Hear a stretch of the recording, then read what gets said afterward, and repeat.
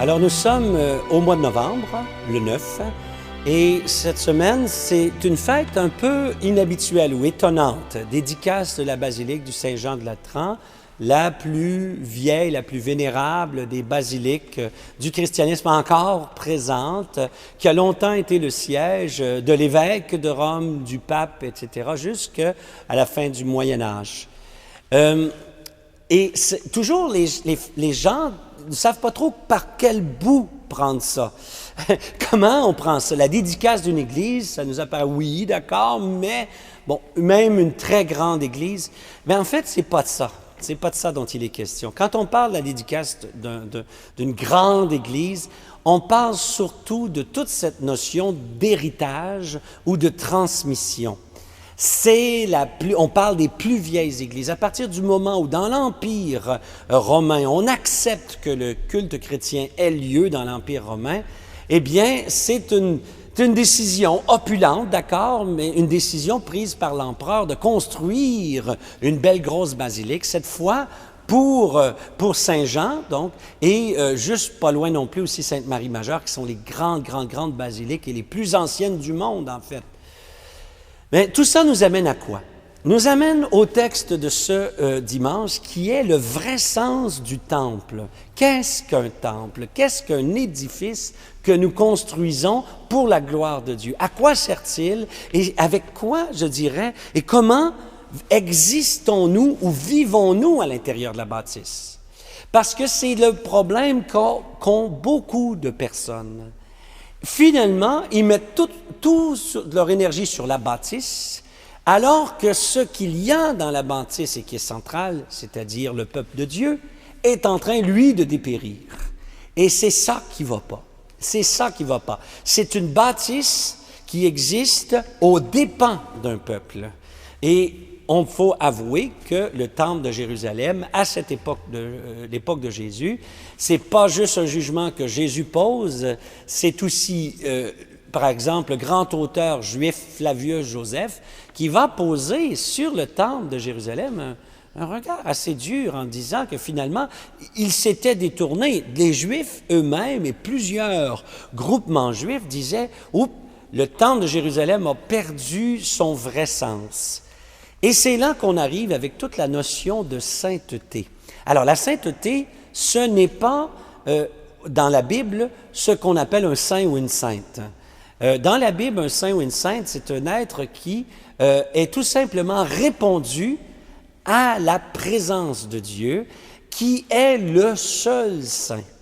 Alors, on revient dans le temps un petit peu, le prophète Isaïe, qui, lui, parle de Saint, Saint, Saint, 3 fois Saint, le Seigneur Dieu de l'univers, refrain que l'on reconnaît. Cette extrême sainteté de Dieu, cette très grande sainteté de Dieu, qu'est-ce que c'est? C'est le fait qu'en Dieu, il n'y a que de la bonté. Il n'y a que de l'amour. Il n'y a que toute l'existence même de Dieu nous échappe. Et c'est ça l'idée de la sainteté, c'est que Dieu est tellement au-dessus de ce que nous pouvons concevoir qu'il y a un mystère en Dieu qui appelle à une ouverture devant même ce qu'on pourrait appeler l'inconnu.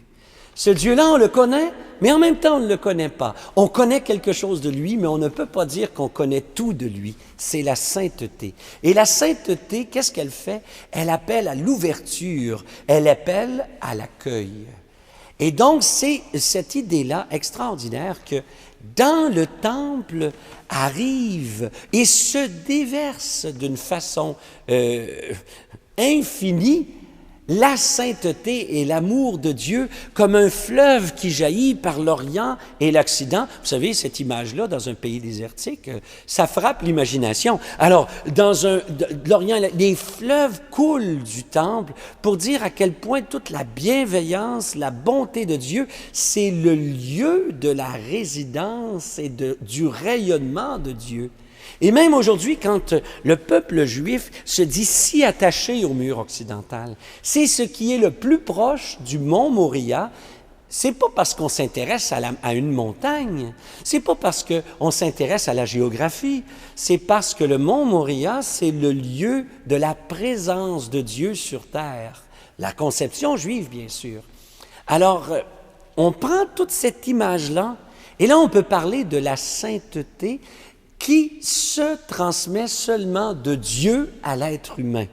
Alors, là, on entre dans toute la vision de la personne humaine, dans la foi juive, mais la foi de Jésus, aussi dans le judaïsme de l'époque de Jésus, pardon, c'est que l'être humain, ce qu'il peut transmettre à un autre être humain, c'est l'impureté, ou c'est, on peut dire entre guillemets, le péché. Mais Dieu lui-même peut transmettre sa sainteté, sa bonté, sa bienveillance. Ce n'est que Dieu qui peut transmettre. Ce qui veut dire que ça explique pourquoi on va en pèlerinage à quelque part. C'est, pour prendre une image, nous allons sous la douche de la présence de Dieu pour le rencontrer et se laisser transfigurer, se laisser transformer, se laisser purifier. Et c'est là que l'image de l'eau est si belle, parce qu'il arrive parfois que même des terres soient polluées, des rivages soient pollués. Et au début, quand l'eau arrive, elle déloge la saleté, elle la déloge et elle peut la transporter. Donc, cette image, au fond, que quand arrive l'eau va purifier le sol. Et donc, au début, le sol, je dirais que c'est un mélange qui n'est pas tout à fait pur au début. Mais la pureté ou l'eau purifiante commence à y rentrer et commence à transformer le sol. Et tranquillement, le sol va être purifié parce que l'eau ne reste pas stagnante. Si l'eau reste stagnante, puis qu'elle pénètre le sol, ben l'eau aura été, entre guillemets, corrompue par le sol. Mais dans le texte que nous avons, c'est une eau abondante que rien ne peut arrêter. Parce qu'on le sait, rien ne peut arrêter l'eau. Alors, ce qui fait que l'eau arrive, d'accord, les premiers litres se confondent, pénètrent le sol, corrompus un peu, puis là, à un moment donné, l'eau arrivant pousse la vieille eau, puis la vieille eau transporte encore quelques mètres, qui était moins bon. Hein, quand j'étais scout, nous autres, puis qu'on marchait avec notre... Il fallait toujours vérifier que l'eau coule dans une belle terre et du sable idéalement. Et qu'il y ait au moins, on disait à l'époque, au moins une quinzaine de mètres, qu'on sait que il n'y a pas de déchets, il n'y a pas rien.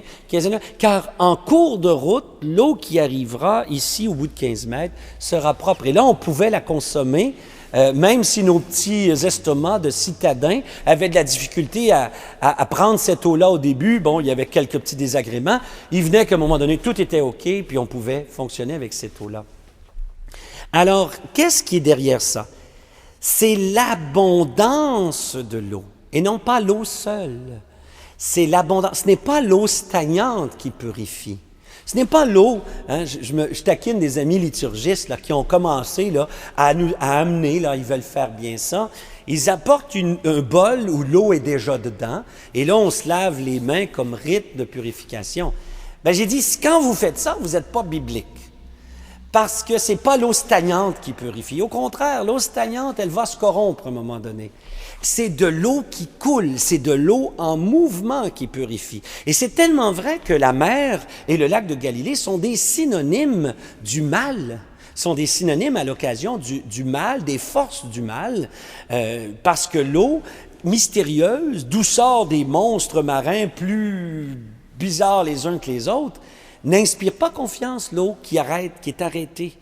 L'eau qui coule, par contre, on a pleine conscience de sa force purificatrice. Alors, il faut qu'il y ait le mouvement d'une eau qui se verse dans une autre. C'est ça qui purifie symboliquement. Alors, c'est comme ça qu'on se retrouve avec le texte, donc, et cette image de la sainteté de Dieu qui se déverse comme une eau. Mais une eau qui est abondante. Ça veut dire... elle ne finira jamais, on n'en viendra jamais à bout. Elle ne sera jamais corrompue, cette eau-là. Elle se renouvellera sans cesse. Et donc, ça devient une magnifique image de l'infini amour et bienveillance de Dieu, de sa bonté pour son peuple, car cette eau se renouvelle sans cesse. C'est une très belle image de la première alliance, ça. Première phrase. Mais deuxième phrase... Deuxième élément, c'est de dire, en effet, il y a des êtres humains qui se servent de la source d'eau abondante pour faire du commerce. Alors là, c'est le détournement. Alors, des gens arrivent et puis s'approprient une source qui était là pour tout le monde avant. Ils s'approprient la source et disent, c'est nous les propriétaires de cette source-là, mais désormais, et donc, si tu veux boire à cette source, tu dois payer ta part. Et ça, d'un point de vue chrétien, c'est un détournement de la création, parce que dans toute la conception de la création telle qu'on l'a dans notre foi chrétienne, mais aussi dans la doctrine sociale de l'Église, c'est que la création, en fait, ne nous appartient pas en propre. Nous pouvons en être le gérant. Nous pouvons être le gérant habile, nous pouvons être le gérant qui fait fructifier quelque chose, mais nous n'en sommes pas les propriétaires. Et c'est là qu'arrivent toutes ces questions de détournement, à notre avis, d'un point de vue catholique du moins, de détournement de la création au profit de quelques-uns. Et là, c'est vraiment quelque chose qui est vicié. Si la personne n'a pas le souci de rendre accessible, le plus accessible possible, mais au passage de s'enrichir ou de faire le mal, alors il n'est pas mieux que les vendeurs du temple. Et il faut faire attention parce que là, on associe le fait que les vendeurs du temple, il y a 2-3 personnes qui vendent quelques livres à l'arrière d'une église, c'est les vendeurs du temple. C'est une très mauvaise compréhension des vendeurs du temple parce que, en fait, le vendeur du temple, c'est qu'il commercialise la relation avec Dieu. C'est ça qui est le problème. C'est pas de vendre 3-4 livres, puis ça. Non, les vendeurs du temple, c'est comme si ils commercialisaient l'hostie consacrée, ou le vin consacré, ou c'est comme s'ils commercialisaient la parole de Dieu elle-même en la rendant inaccessible, sinon à ceux qui paient. C'est de commercialiser Dieu est le plus sacré du cas. Jésus trouve ça effrayant. C'est tellement contraire à tout le désir de Dieu de se rendre présent à son peuple et de se rendre présent avec abondance, surabondance, une grâce, une miséricorde que rien ne peut contenir. Comme un de mes confrères dit souvent, on a trop tendance à restreindre l'amour de Dieu, à restreindre le pardon de Dieu, à l'étouffer finalement. Dieu n'a pas le droit d'être Dieu. Eh bien non, c'est que le temple, c'était le lieu de la grandeur, c'était le lieu de l'abondance, c'était le lieu du déversement tout entier de la présence même de Dieu. Puis plutôt que la grandeur, des gens s'en servent avec un esprit petit, plutôt que l'abondance, ils restreignent, ils ratatinent l'amour de Dieu, la rendent difficile d'accès, alors, et ils profitent même de la ferveur religieuse des gens pour s'enrichir. Jésus trouve ça insupportable. Or, à partir de maintenant, nous le savons, c'est la personne même du Christ qui est le temple. Personne ne peut prétendre à contenir la grâce de Dieu, car elle a été libérée en ce monde par la vie, la mort et la résurrection de Jésus. Et cette grâce-là, elle est infinie, et cette grâce-là, elle est pour tous. Alors, ce qui veut dire qu'on se retrouve avec tous nos beaux textes, première, deuxième lecture et l'Évangile, qui nous parle de cette abondance du don de Dieu, que tout ce que nous avons et que tout ce que nous faisons serve l'abondance et non le commerce et la restriction. Bon dimanche.